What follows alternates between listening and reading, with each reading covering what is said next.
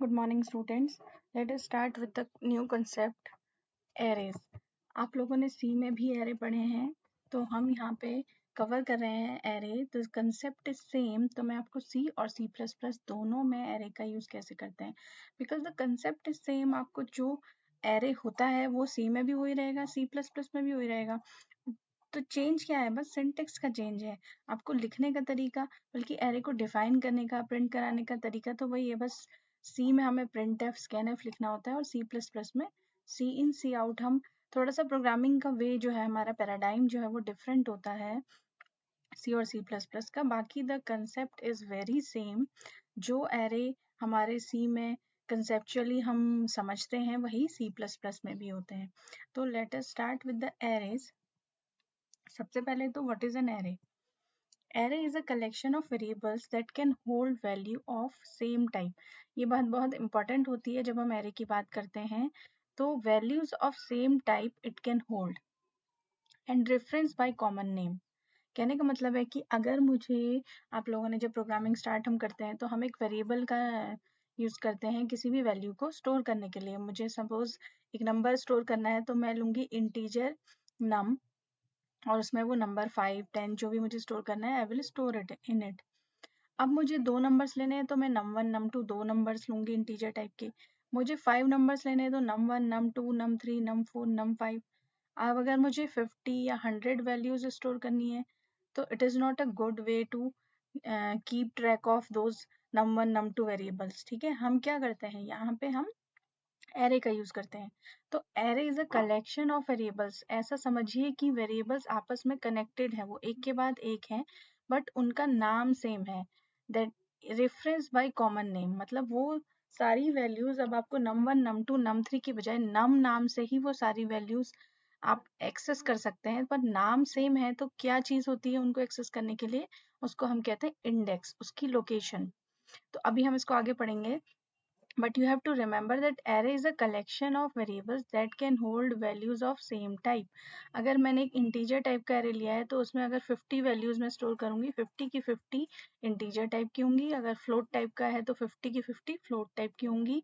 character type का है तो all 50 will be character values.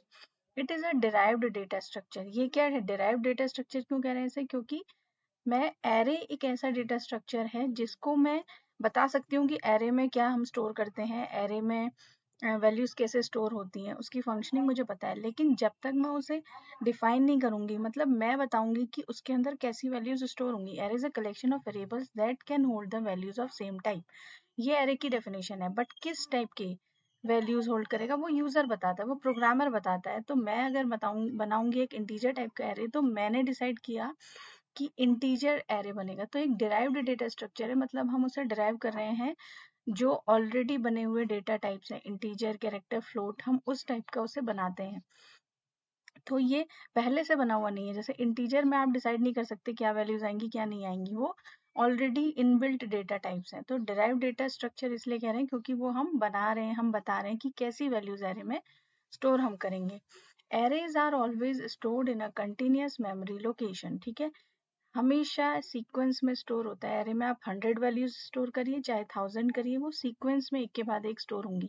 मतलब अगर एक वैल्यू 100 लोकेशन पे है तो अगली वैल्यू उसके जस्ट 101 या 102 depending on the data type वो होगी. अब ये कैसे डिपेंड करता है अभी हम बताएंगे. An array can either be an integer, character और फ्लोट बेस्ड टाइप. ठीक है, एरे का जो डेटा टाइप होता है वो बताता है कि उसके अंदर कैसी वैल्यूज आएंगी. Array indexing is always start from zero. Array की इंडेक्सिंग हमेशा 0 से स्टार्ट होती है और हाईएस्ट एड्रेस जो होता है वो लास्ट एलिमेंट होता है. मतलब हम 0 1 2 3 हम इस तरीके से उसको इंडेक्स करते हैं. अभी हम देखेंगे इसे डायग्रामेटिकली. जैसे मैंने एक एरे डिक्लेयर किया तो एरे को कैसे डिक्लेयर करते हैं, उसका डेटा टाइप बताते हैं. डेटा टाइप मतलब बेस टाइप भी कहते हैं इसे. किस टाइप की वैल्यूज एरे में हम स्टोर करने वाले हैं. अगर मैंने इंट लिख दिया तो जो नम हमारा एरे का नेम है और 6 यहाँ पे स्क्वायर ब्रैकेट्स में हम बताते हैं एरे का साइज. तो जो भी साइज मेरा है, मतलब 6 वैल्यूज इस एरे में स्टोर होंगी, वो 6 की 6 किस टाइप की होंगी, इंटीजर टाइप की होंगी. ये डेफिनेशन हमें बताती है कि एरे इंटीजर टाइप की वैल्यूज को स्टोर करेगा, एरे का नाम ये है और एरे में इतनी वैल्यूज स्टोर होंगी. तो वो 0 से स्टार्ट होती हैं. 6 का मतलब है कि num 0 पहला इंडेक्स जो पहला वैल्यू स्टोर होगी वो कहाँ स्टोर होगी, num 0। हम ब्रैकेट स्क्वायर ब्रैकेट में इंडेक्स बताते हैं कि num 0 पहले वैल्यू स्टोर होगी, num 1 में दूसरी value, num 2, num 3, num 4, num 5। तो ये 5 तक ही जा रहा है, क्यों? क्योंकि 6 वैल्यूज हैं, अगर 0 से स्टार्ट है तो 1 2 3 4 5 6, तो 0 से 5 तक इसका इंडेक्स होगा। इंट num 5 हमारा मैक्सिमम जो लास्ट एड्रेस होगा, या जो मैक्सिमम लास्ट वैल्यू जो स्टोर कर सकता है एरे में, वो num 5 पे हो सकती है। और num 0 हमारा पहला एड्रेस होगा एरे का, इसको स्टार्टिंग एड्रेस भी कहते हैं। तो ये हमेशा कंटिन्यूअस मेमोरी एलोकेशन होता है। अगर ये एड्रेस 100 है तो इंटीजर 2 बाइट्स या 4 bytes according to your memory हो सकता है। तो अगर सपोज करते हैं 4 बाइट्स आज की डेट में, क्योंकि हमारे पास हायर रेजोल्यूशन हायर मेमोरी वाले लैपटॉप्स हैं, कंप्यूटर्स हैं, तो 4 बाइट्स इंटीजर लेता है। तो num 0 अगर 100 है तो num 1 क्या होगा, 104, ये 108, ठीक है। 4 बाइट्स के बाद 100 100 101 102 103, ये इसके लिए ही स्टोर है, मतलब 104 108 112 116 और 120, ये एक सीक्वेंस में ही हमारी वैल्यूज स्टोर होती हैं। What is the need of array? To store process large number of variables of same data type and same reference, ठीक है। हमारे एरे की जरूरत है अगर मुझे एक से ही नंबर्स स्टोर करने हैं, ऐसा नहीं कि मुझे 10 इंटीजर 10 फ्लोट, तो फिर मैं एक एरे में नहीं कर सकती। I have to take an integer array और एक फ्लोट एरे मुझे लेना पड़ेगा, क्योंकि एक एरे में सेम टाइप की वैल्यूज आती हैं। तो जो डेटा जो हमें प्रोसेस करना है, अगर वो लार्ज नंबर में है, जैसे आपने सर्चिंग पढ़ी होगी, अगर हम सर्चिंग करते हैं 100 नंबर्स में से मुझे एक नंबर सर्च करना है और वो 100 के 100 नंबर्स इंटीजर टाइप के हैं, तो मैं एरे में उनको स्टोर कर लूंगी और फिर सर्च करूंगी। तो large number of variables of same type अगर हैं और सेम रेफरेंस से हमारा काम चल जाएगा एक ही एरे में, क्योंकि नाम उनका एक ही है। तो अगर हम ऐसा काम करते हैं कि हमें बहुत सारी वैल्यूज को स्टोर करना है और उनको प्रोसेस करना है, तो वी यूज एरे। और it is needed for easy understanding of a program. मैंने अभी आपको बताया कि 100 वेरिएबल्स आपके लिए मैनेज करना भी मुश्किल हो जाएगा। num 1 num 2, अब कौन से नम वैल्यू में आप क्या कर रहे हैं, या फिर कभी सर्चिंग करनी है तो आपको लूप लगाने में बहुत दिक्कत होगी num 1 num 2 num 3 के साथ। हम एरे में ये काम बहुत इजीली कर सकते हैं, अभी हम इसको आगे देखेंगे।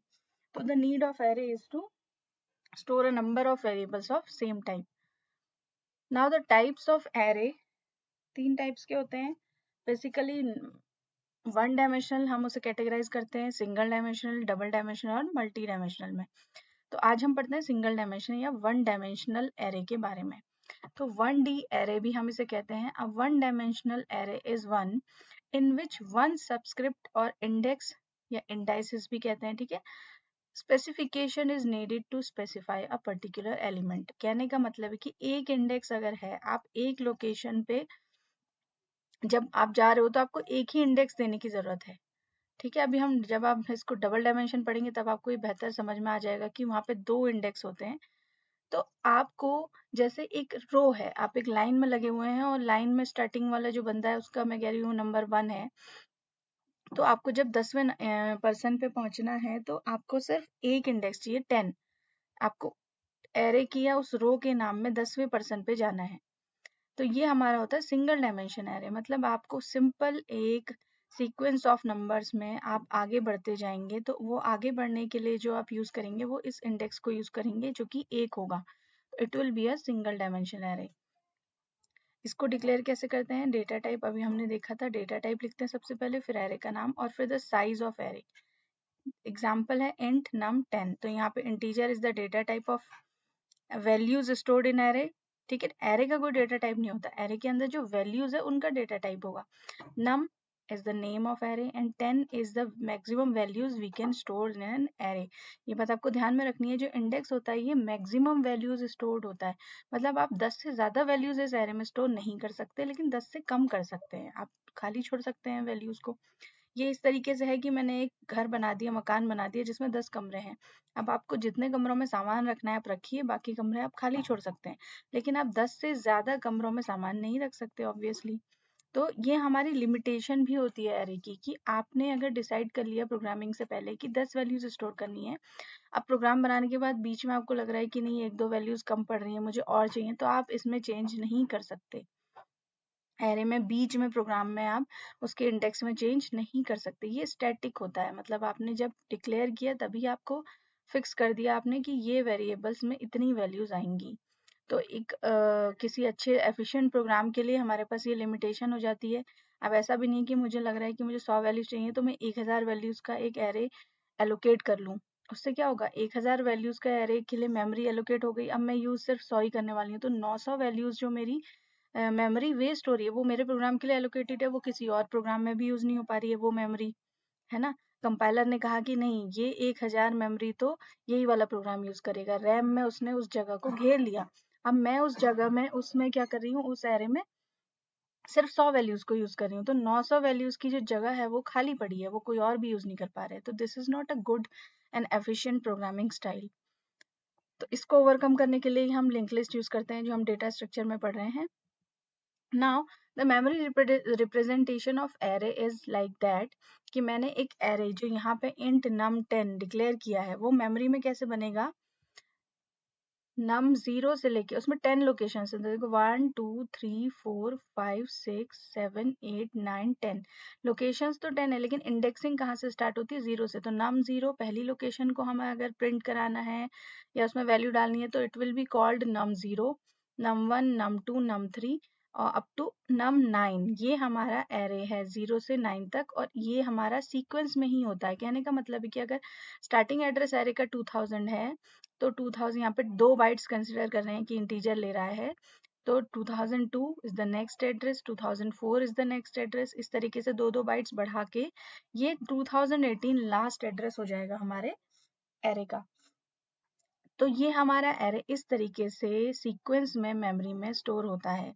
आज की डेट में आपको ऐसे सिस्टम नहीं मिलेंगे क्योंकि रैम बहुत ज़्यादा होती है, पर कभी पुराने ज़माने में या फिर जब हमारी बिल्कुल 512 MB की रैम होती थी उस टाइम पे आपको ये भी चेक करना पड़ता था कि अगर आपने एक बहुत बड़ा एरे एलोकेट किया है, सपोज 100 या 500 लोकेशंस का, तो उतनी मेमोरी अगर एक साथ नहीं है अवेलेबल रैम में तो हमारा एरे एलोकेट ही नहीं होगा, वो एक साथ ही करेगा कंपाइलर। अगर नहीं है मेमोरी, सपोज मुझे 200 बाइट्स चाहिए और रैम में मेरी यहाँ पे 50 बाइट, यहाँ पे 10 बाइट फ्री है, यहाँ पे 20 बाइट्स फ्री है, यहाँ पे 10 बाइट्स फ्री है, इकट्ठा 200 बाइट फ्री नहीं है अगर, तो मेरा एरे एलोकेट ही नहीं होता था उस टाइम पे जब हम उन सिस्टम्स की बात करते थे। आज की डेट में क्या है कि हमारी रैम इतनी ज़्यादा है कि एलोकेशन हो जाता है।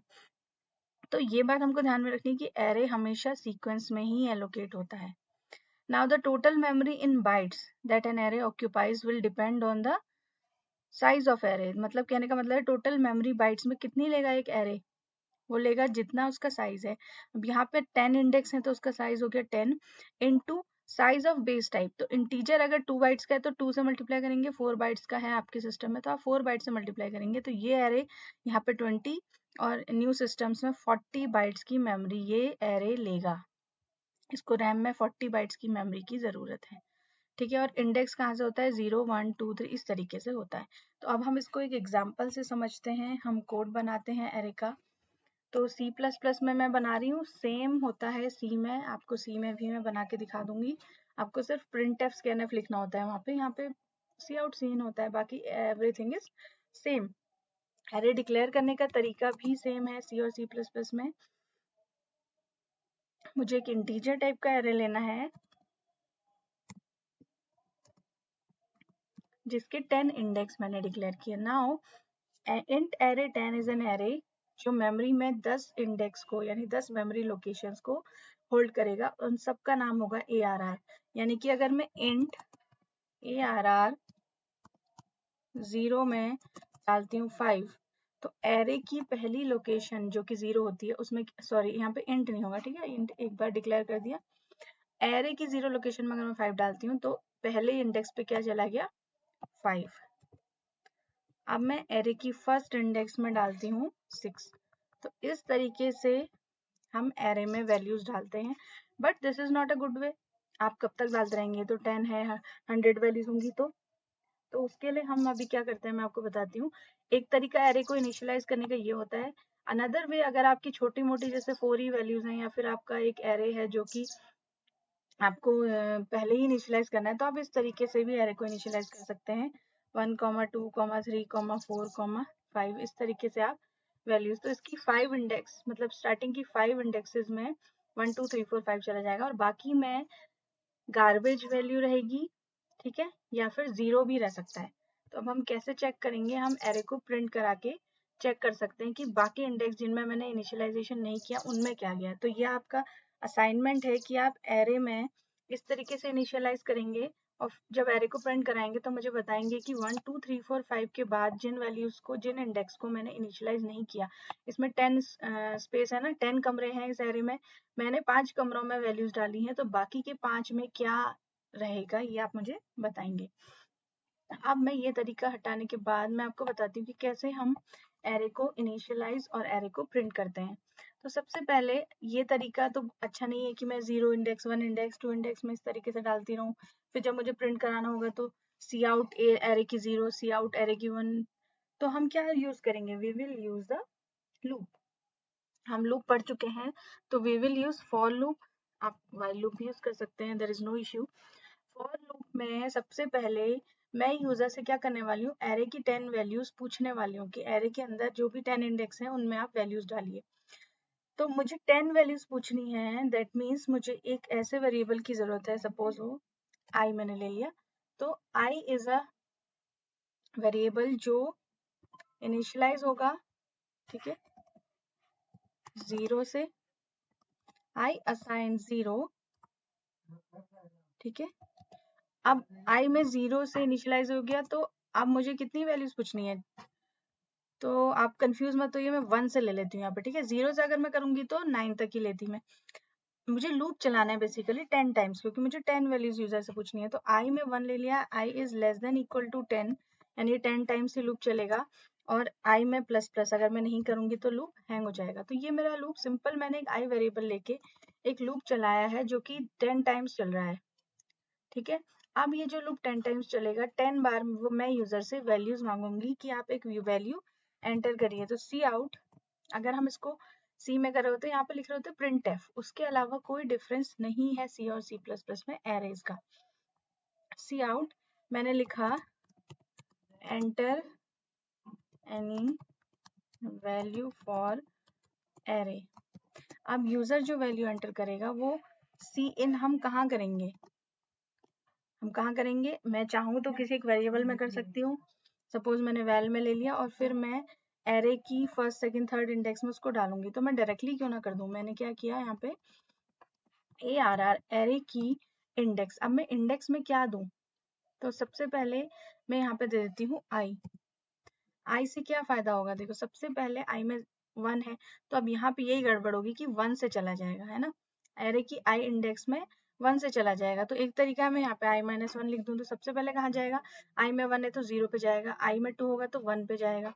या फिर आप उससे बेटर, अगर आपको ये कंफ्यूजिंग लग रहा है तो आई को स्टार्ट ही हम 0 से करते हैं, आई इज लेस देन 10, अब भी ये 10 बार चलेगा, 0 से लेकर 9 तक चलेगा। तो अब हम यहाँ पे लिख देते हैं आई। तो अब क्या होगा, हमारा एरे की आई पोजीशन में 0 है, तो जो वैल्यू जाएगी वो एरे के सबसे पहले इंडेक्स में जाएगी।